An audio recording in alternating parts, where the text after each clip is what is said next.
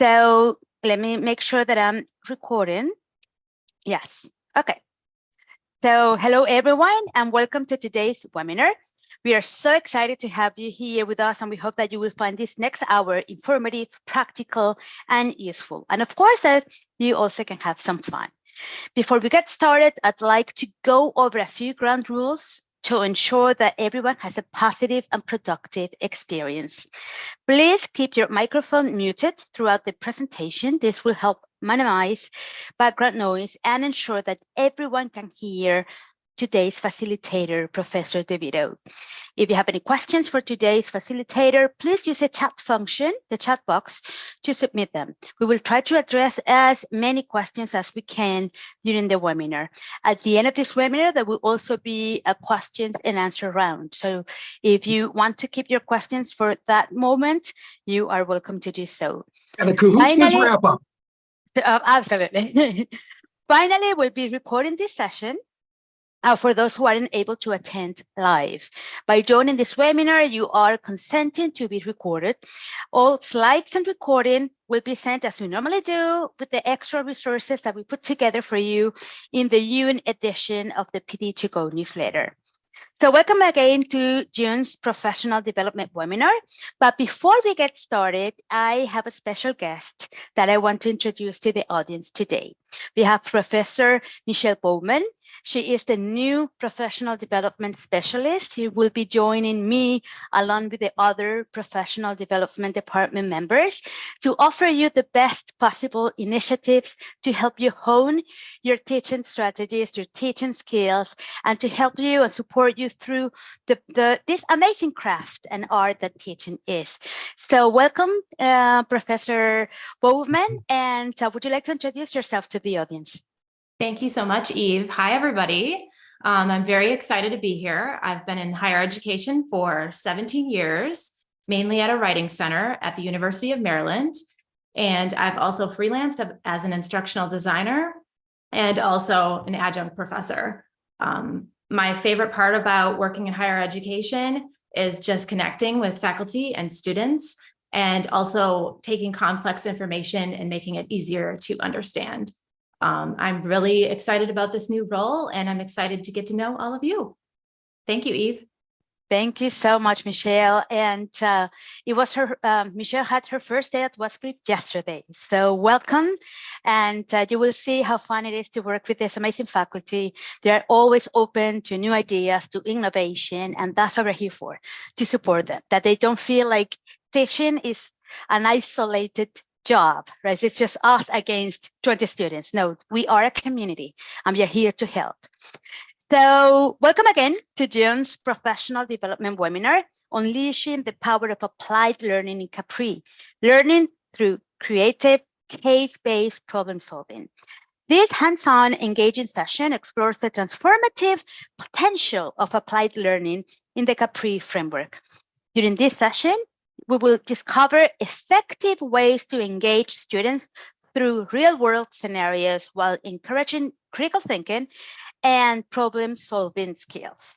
With practical examples and expert insights, this webinar will empower you to unlock the full potential of applied learning. Today's facilitator is a dear friend of the Light Centers, Professor Anthony DeVeto, a Light Center team member and also a College of Business instructor. So Professor DeVeto holds a bachelor's degree in occupational education and a master's degree in human resource management. Summa cum laude. So that means like super, super high scores. So congrats. He also has a master's degree in industrial organizational psychology from Grand Canyon University in Phoenix, Arizona. He is a disabled United States Air Force veteran and served in the Air Force for 5.5 years. But in 2010, he left the corporate world to focus exclusively on his higher calling, teaching. So thanks, Professor DeVeto, for facilitating today's session, and the floor is yours. All right. Thank you very much for that warm welcome. Thank you, Light Center team. You're awesome. It's such an honor and privilege to facilitate this Light Center webinar and just to be able to work with such an incredibly critical element of the Westcliff learning experience. Last time, I believe it was Professor Sorensen back in April, handled very well the contextualized, the C in CAPRI, contextualized learning in alignment with student interest and expertise. So I'm going to handle the A, the applied learning,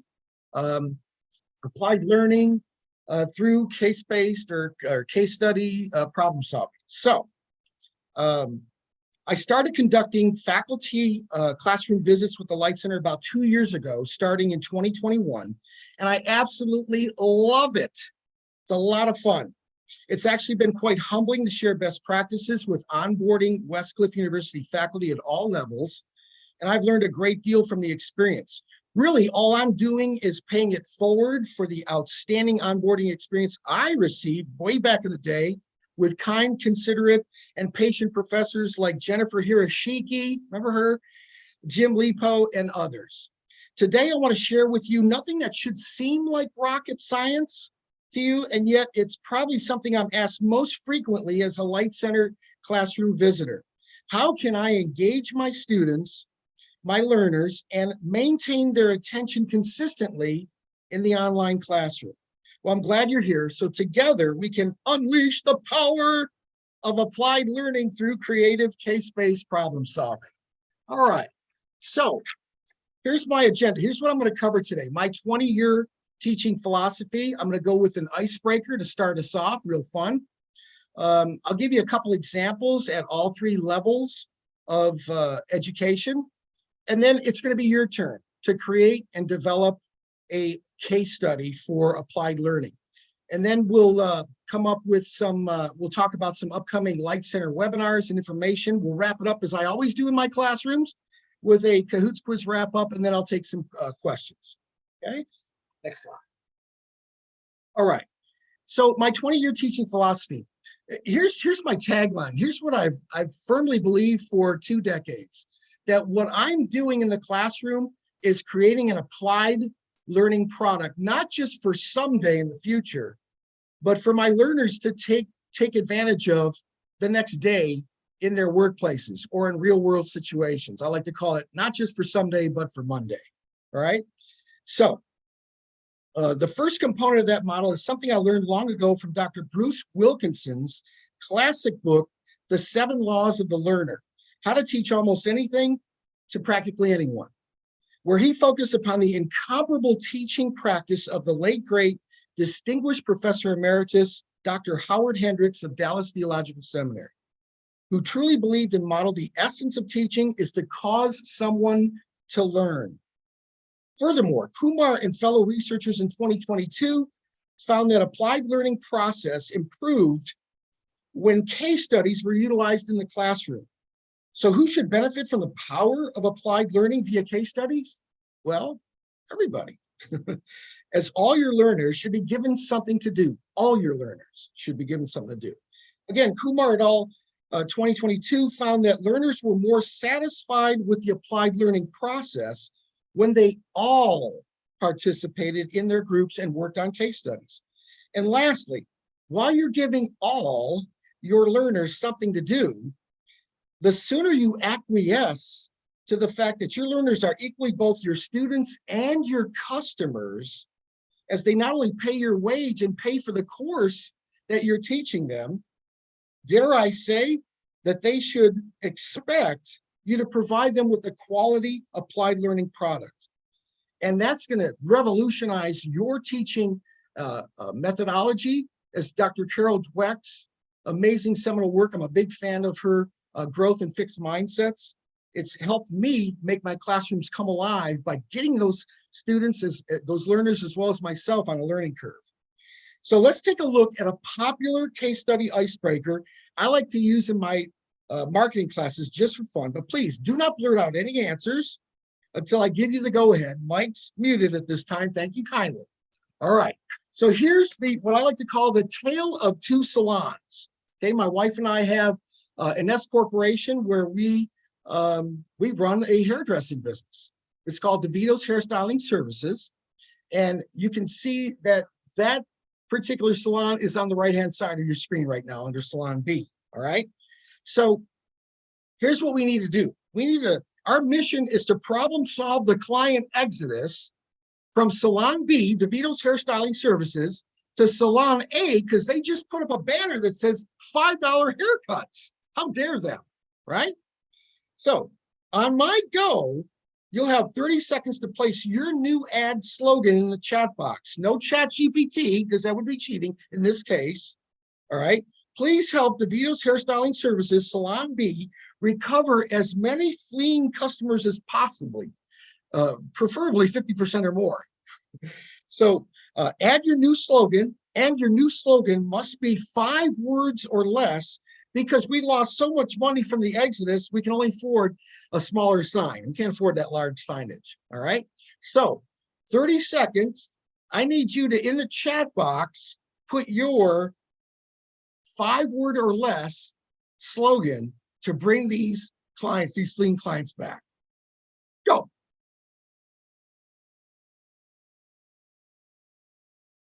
Yeah, I like it. I like it. Okay, we've got, who wants to go star in the class today? I'm looking for some participation points to give out. There's a lot of good answers here, but only one right answer. Keep coming, keep them coming. Come on, we're losing a lot of money. We're bleeding. We're bleeding. We're bleeding like terribly from this loss in revenue. Come on, who else has got a nice 5-word or less slogan to help us get back on track? All right, that's it. Okay, so the correct answer, I don't know if I saw any, but cheap is not always good.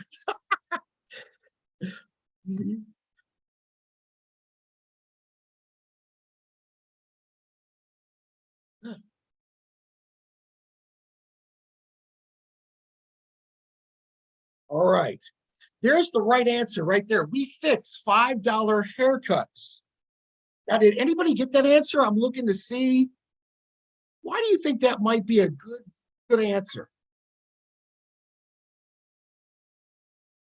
Can anybody tell me why that might be a good answer?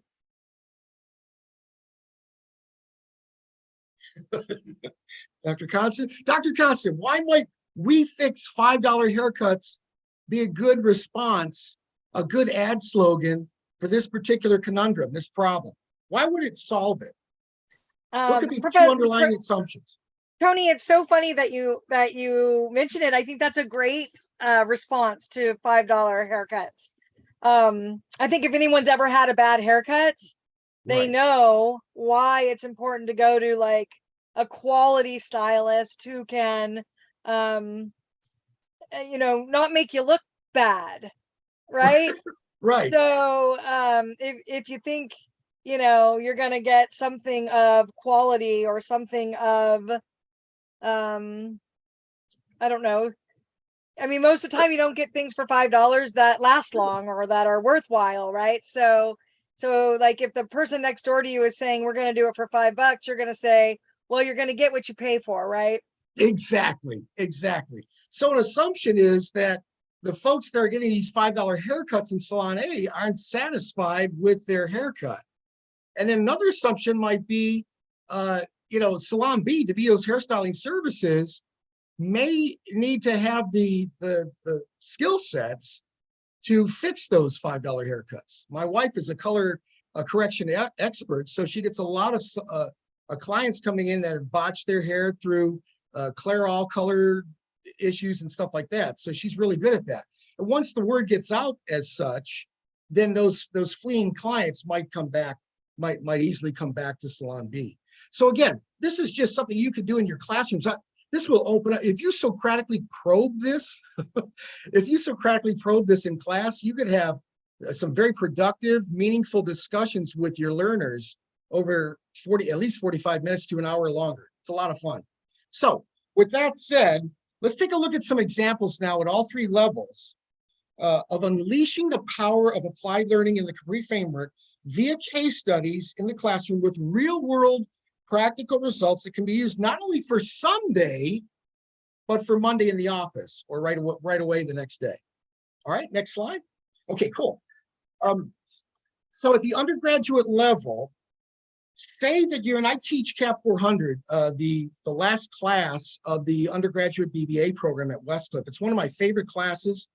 And in that class, we do SWOT analysis. So say you're teaching a CAP 400 Development of Business Strategy course, And in your learning teams, have your learners conduct a SWOT analysis on a company in a country where one of your international students resides and is familiar with, such as Adidas in Germany or Nepal Investment Mega Bank in Nepal, and apply what they've learned to exploit the company's opportunities.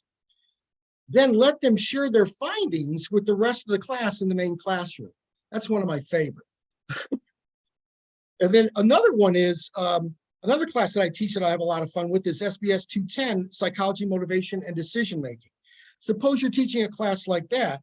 In your learning teams, have your learners engage the nature-nurture debate and imagine that a child has a genetic vulnerability to antisocial personality disorder. How might this child's environment shape the likelihood of developing this personality disorder or not? Then have them apply what they've learned and determine which side of the debate presents a better argument for or against nature or nurture, and then share their findings with the rest of the class in the main classroom. These are going to promote and provoke a lot of meaningful discussions and unleash the power of applied learning in the classroom. All right, let's go to the next slide. Let's look at my MBA All-Stars. Love these folks. Okay. Say that you're teaching an organizational behavior class, one of my favorites. And in their learning teams, in the breakout rooms, have your MBA All-Stars, I like to call them, examine the Big Five personality and emotional intelligence profiles, along with data collected from panel interviews of 4 job candidates for a leadership position in an accounting firm or anywhere else, and apply what they've learned to determine which candidate they would hire and why. Then let them share their findings with the rest of the class in the main classroom. You see a pattern here? You take a case study, you put your learners in a breakout room, typically 4 to a breakout room, and you have them delegate these tasks among themselves to try and solve a problem. Here's another one. Suppose that you're teaching an IO Psych class, and in their learning teams, have your MBA All-Stars apply what they've learned of emerging trends, in organizational design as it relates to environmental workspaces by designing an innovative workspace. I had to actually do this last month. This should be a small office, a break room, or a meeting room. They can include visual components and explain how their innovative work environment can impact the organization's culture. If time permits, they can take a screenshot of the space using some free online software, or they can create a poster of the design space and share their findings with the rest of the class in the main classroom. So again, you see the pattern coming here with these case studies for applied learning in the classroom. Next slide. Here's the doctoral level, all right? So, for example, say that you're teaching a doctoral statistics for behavioral research course. In their learning teams, their breakout rooms, have your doctoral learners practice entering a data set using a predetermined file into SPSS and run the appropriate analysis. Then they can apply what they've learned about interpreting the results, which is always a lot of fun, and compare their findings with the rest of the class. That's a stimulating conversation about to occur in applied learning.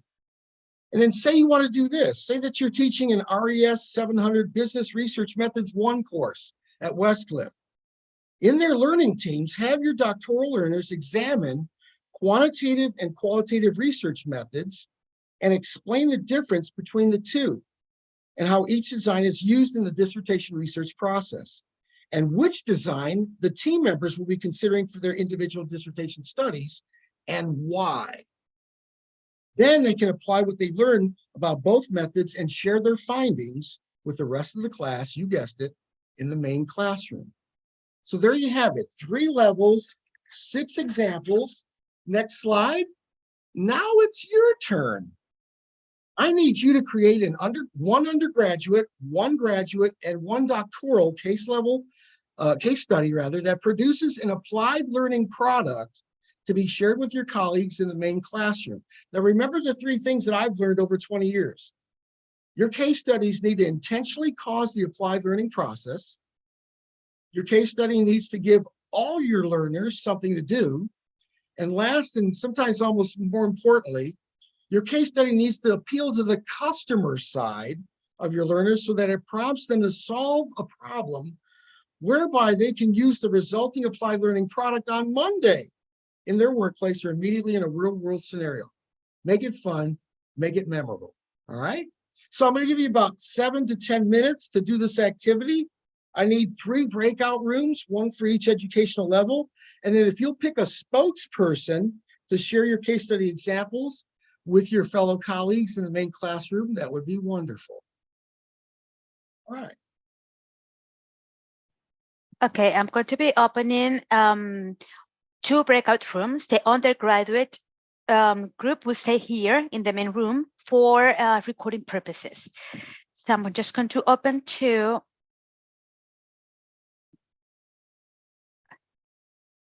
There you go. Okay. In the meantime, are there any questions to what you have to do? Are instructions clear?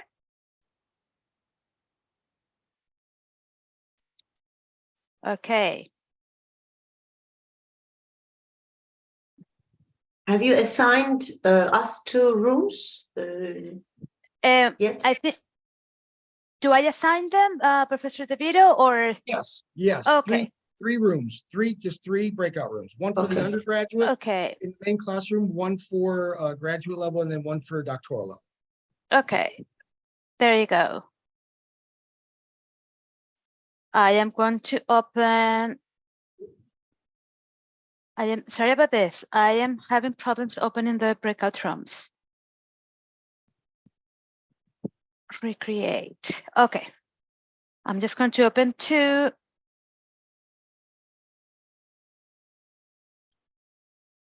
There you go. Sorry about that. Okay. So breakout room 1 will be graduate. And breakout room 2 will be doctoral level. And then I'll jump in and jump out to see how everybody's doing. Exactly. And in the main room, we will stay with the undergraduate level. So let me just.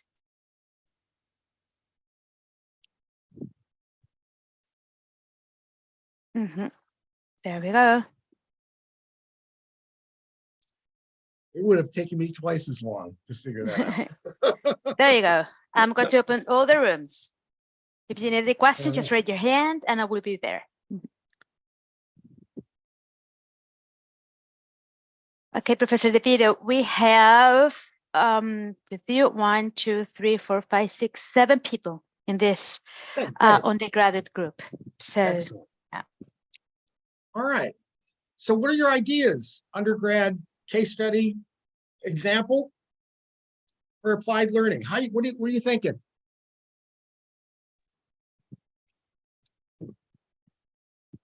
What comes to mind?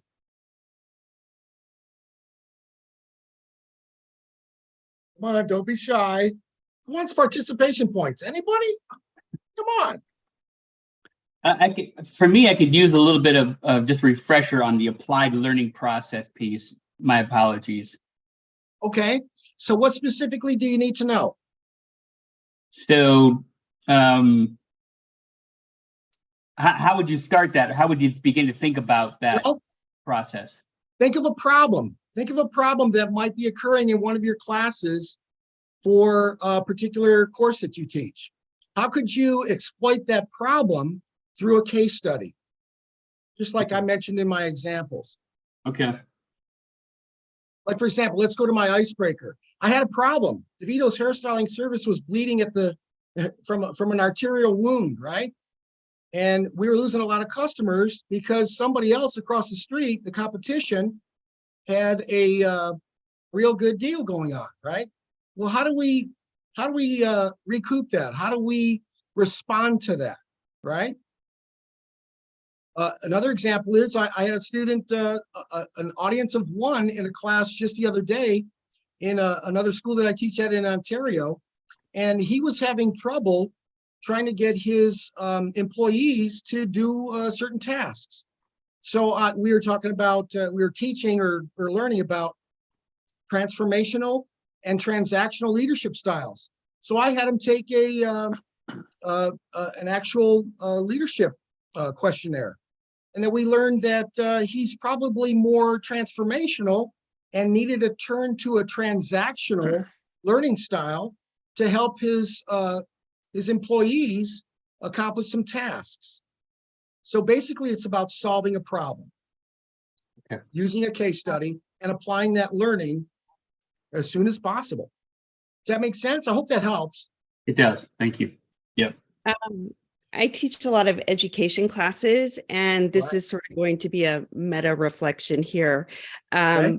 One of the things that we did, or I use a lot of case studies in my education classes. So students have a good understanding of how to take the concept, obviously, that they've learned in class and apply them.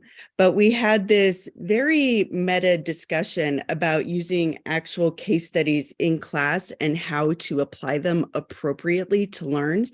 Right. So one of the things we set up is there's a discussions about case studies often go through phases called pastures.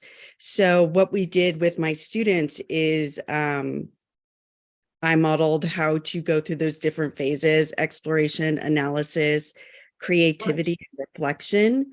And they have to do this big case study project at the end of their class. So by modeling and going through the process of how to discuss case studies for their final project, we were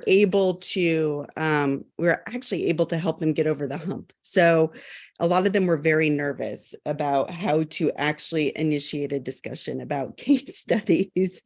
So we had the framework of using sort of pasture analysis for how to build case studies and discuss them in class.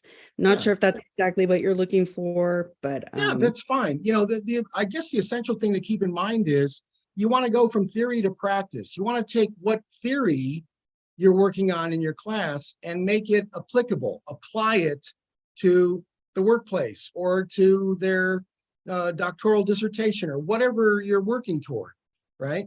Theory to practice, that's the key. Right. Because it's one thing to bombard your learners with, and furthermore, the intergalactic nebulae, you know, but how does that matter where I work? How does that matter in my dissertation study process? How does that matter in my personal life? That's the key. Does that make sense? Yep, that makes sense. All right, I'm going to jump to, I'm going to see if I can do that.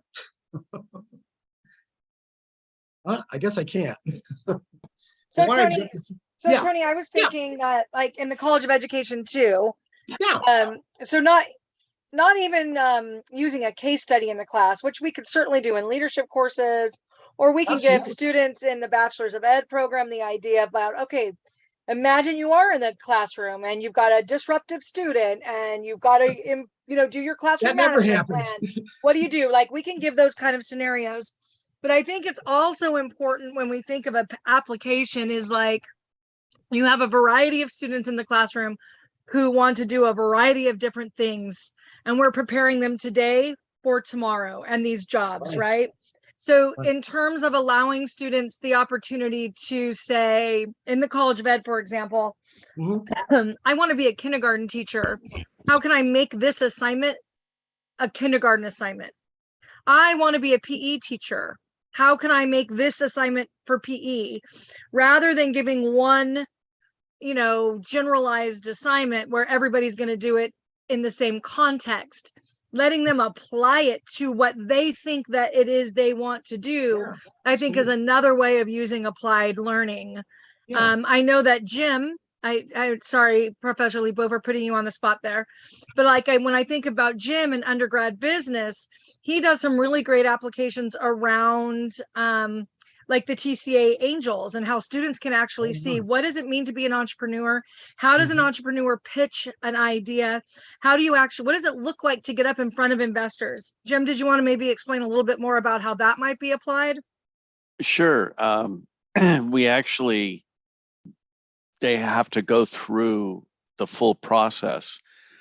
They get one-on-one time with a member of TCA where they can pick his brain.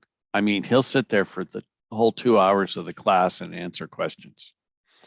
And they actually apply that in their group project due at the end of the course.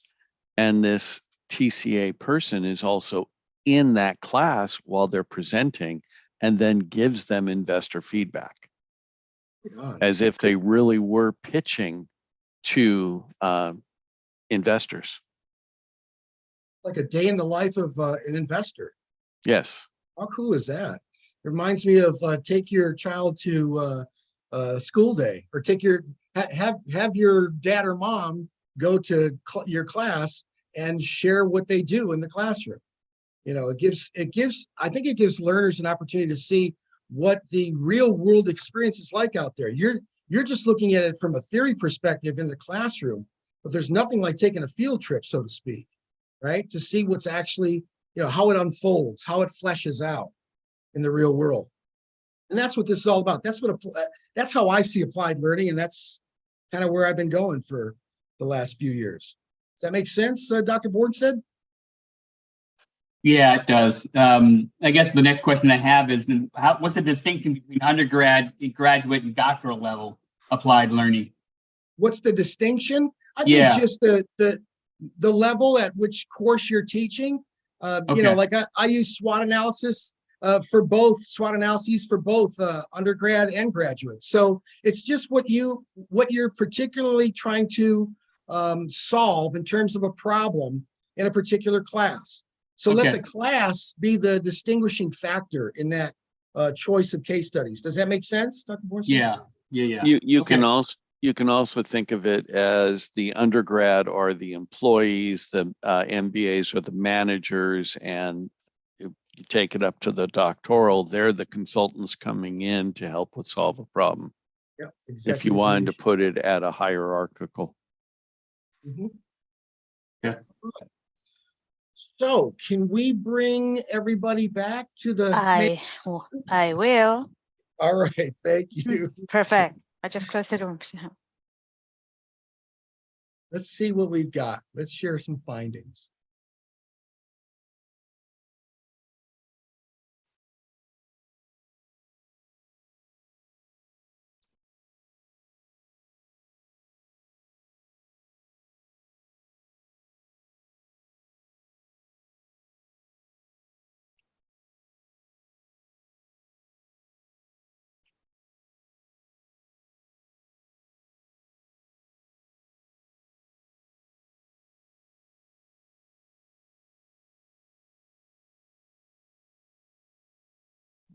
They should be here in 10 seconds. All right, sounds good.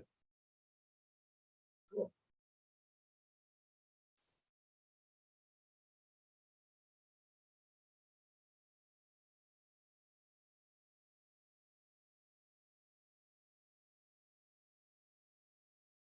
And as everyone comes back into the main classroom, let's start with the very top and we'll work our way down to the lowest level. Doctoral learners. So what did the doctoral learning breakout room come up with as far as a case study? Yeah, that will be me speaking. Thanks my team for authorizing me. I'll try to put up all the ideas together. So we decided that the course in which we will be offering the case study is a research methods course. And in this case, our students will act like it will be a role play. The students will act like a research company, which is working for a university, an ex-university, some abstract university, which is facing a problem. Students are dropping out. For some reason, many students are struggling with their education, or they are dropping out after a specific time, usually a little more than a year. The students, which is now a research tank, a research team, this organization is charged with the task to help university allocate the problem with the students dropping out. And the students in our course are supposed to choose the methods they will be working with, to choose the themes around which they will be searching, so to say, for the solutions, and then develop the research instrument, which will address different sides of the phenomenon. Supposedly, we thought they might allocate financial problems, the reason for dropout, educational problems, socialization and building contacts problems, maybe intercultural communication problems. That is one part of research, is to come up with topics. Another is to develop the research instrument. Yet third part is to select the population, sample the population, conduct the research, and then bring back the results so that they discuss them and create a sort of solution that may be offered to their clients, the university. That's a case that can be consecutively resolved in several classes as we are going through each of these topics theoretically, and thus letting our students try and practice what they are discussing in the classroom. Yeah, and that could keep the discussion going on for days, if not weeks, Dr. Andreevko. So again, applied and that's learning. very close, to their life. Oh, by the way, an important thing here, I would teach them to avoid researcher bias. If something is true for you, do not just declare it is true for everyone. Work with your subjects, try to understand what is true for them, not for you. So that's another thing why it is good. And thank you, my team. If I missed something essential, please add it. Excellent real world examples that they can use not just for someday in the future, which speaks to theory, but right away in the real world, right? That's fantastic. Thank you. All right, well done, doctoral team. How about the MBA All-Stars? What was your case study? Okay, so on behalf of my team, maybe the instruction was not clear enough for us, and we didn't know that we need to choose a specific course. However, we can relate the case study to, I would say, the course, maybe it's a business strategy, and the case study that we can share about, for example, about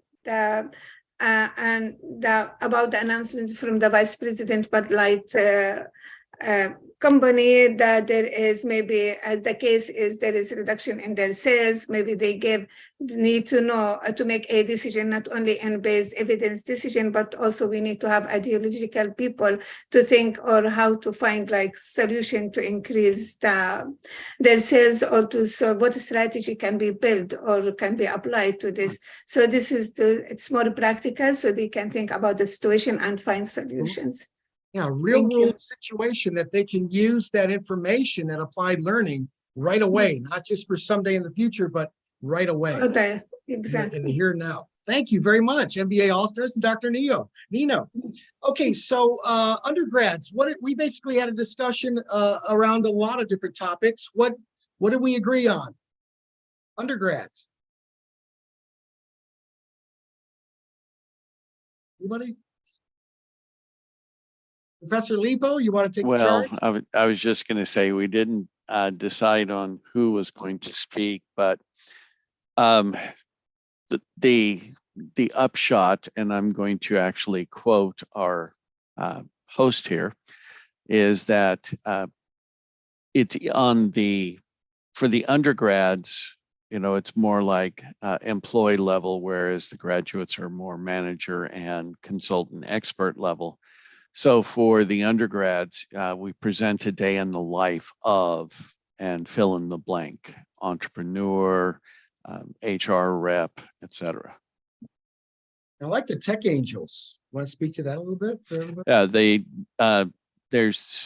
It's actually tech angels are involved in the MBA and in a few COTE classes as well. But in this one particular entrepreneurship course, one of the Tech Coast Angels investors actually comes into the classroom and spends an hour, sometimes 90 minutes, answering questions. The students watch David Friedman's Perfect Pitch the week before. They have to produce 2 questions to ask him. And then those questions are asked live, and he answers every single question they have. And they use that information and his responses to help create their pitch that happens at the end of the class. And then he actually is in the class for that pitch and then gives them feedback as if they were pitching investors at Tech Coast Angels. So they get the full immersive experience. that pitch alone is worth its weight in gold in the real world. Talk about a real world application. That's fantastic. All right, thank you very much, undergrad team. And now we've got, next slide, we've got some upcoming Light Center webinars and information. Dr. Evie, if you want to take the charge on that, let us know what's going on. Absolutely. Well, first of all, Professor DeVeto, thank you so much for facilitating this session. We have plenty of ideas that we can try in our courses, and that's the purpose of these webinars, just to help each other, to learn from one another, and why not trying these new innovative ideas that Professor DeVeto is providing today, and let us know how it went. But if you want to learn more about applied learning, the Light Center got you covered, because we just created a new course. It's Mastering Applied Learning. So you want to know more about how you can actually engage in a teaching that includes case studies and problem solving and critical thinking. Do not miss the opportunity to join this self-paced course on Spoke. You can do it at your own time. We have a toolbox where you can get ideas and templates to use in your classroom. So please do not miss the opportunity to keep on learning. As we always say at the Professional Development Department, teaching is ongoing learning. We need to continue learning to provide our students with the best possible learning experience. We also have more professional development initiatives coming up. If you have a look at this, two posters, let me read here. We want to invite you to attend our next PD series. Actually, we're going to have a new series of webinars on artificial intelligence. Lunch and learn. Why lunch? Because it's going to be taking place at 12 noon.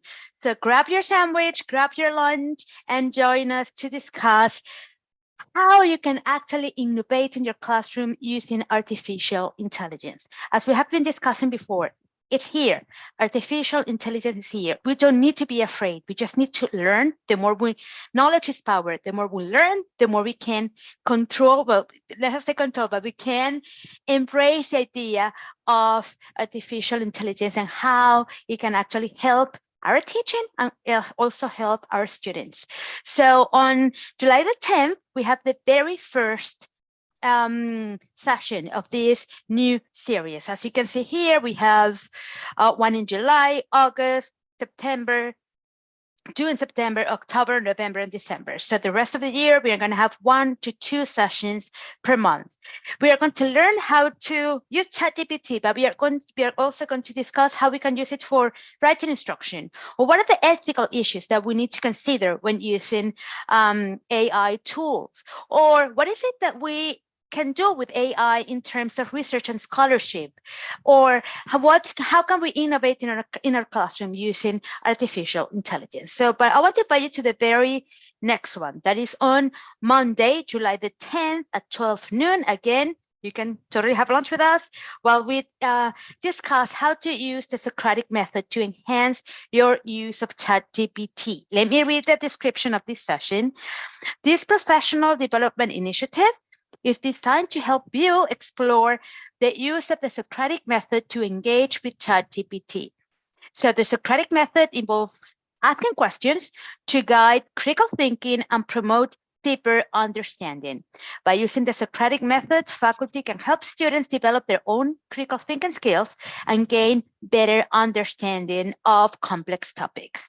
So Dr. Flores will be facilitating this activity, and she will help you learn how to use the Socratic method to guide conversations with ChatGPT, enabling students to create more engaging and interactive experiences.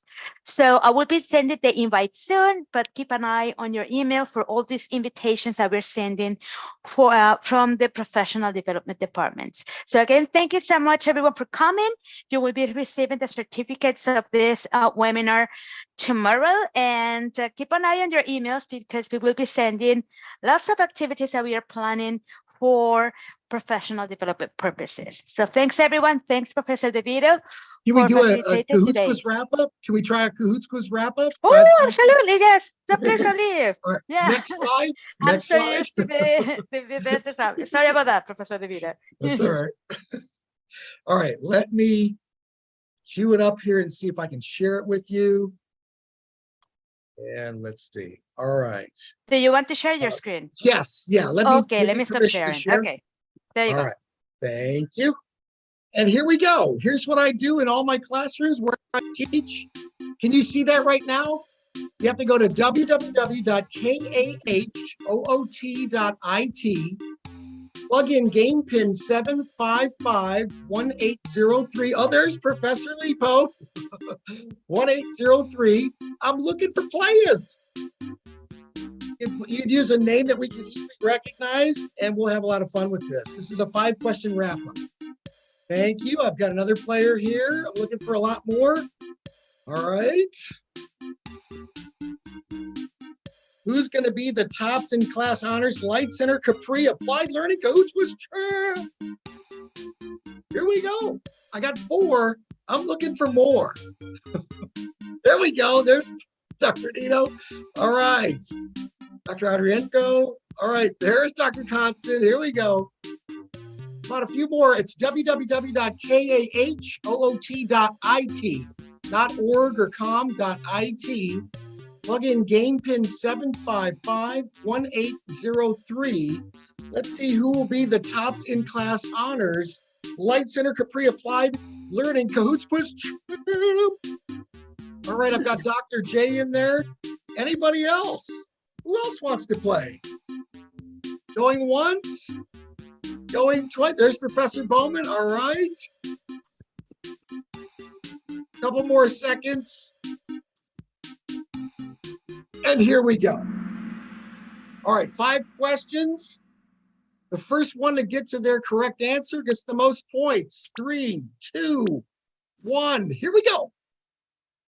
According to Dr. Wilkinson's 1992 characterization of Dr. Hendricks' teaching approach, the essence of teaching is to make learning as boring as possible, to cause your learners to throw up in class, to intentionally cause the applied learning process. I don't know. Ask Professor Lipo. He knows. Yes, the correct answer is the orange circle, to intentionally cause the applied learning process. 3 of you got that right. And Dr. Constant on top with easy money. Professor Lipo in the top 3. Number 2, double points. Here's your chance. The learner is equally both student and teacher. Is that blue diamond true or red triangle false? Yes, that is false. Remember, the learner is equally both student and customer. So nobody got that one right. We go to question number 3. Kind of fooled you on that one. Findings from numerous studies on the topic of using case studies in the applied learning process suggest that learners are more satisfied with traditional lecture-based Q&A teaching. Learning improved, and learners were more satisfied with case studies. I don't know, ask Dr. Constant, she knows.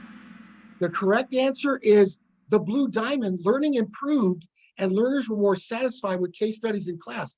One of you got that right, and that was easy money. Who takes the first slot? Number 5, double points. For best practices of the applied learning element of CAPRI, teachers should only give 1 or 2 students or learners something to do. Is that blue diamond true or red triangle false? Of course that's false. We want to give them all something to do. 6 of you got that right. And now we've got some folks on the boards with Professor Lipo taking the top slot. And our last question of the Kahoots quiz wrap up. Besides being awesome, the W Light Center stands for Load Individual Task Environment. I don't know, ask Dr. Flores and the Light Center team, they know. Legal information through electronics, or learning innovation, teaching excellence. Yes, of course it is. Most of you got that right. The orange circle, learning innovation, teaching excellence. And who is in 3rd place? It's Professor Bowman. In 2nd place, Professor Kane and the Kahoots quiz champ, Professor Lipo. Go figure. And there you have it, Professor Lebo edging out the competition. All right. All right. Thank you so much for enjoying applied learning. Hopefully you've learned something today that you can actually apply in your classrooms. Thank you very Wonderful. much. Thank you. Thank you. Any questions before we Yeah, close questions? this webinar? I see a few people raising hands. Yes. Okay, Fire- if not, thank you so much. It was so much fun. Okay. What a great way to finish this webinar.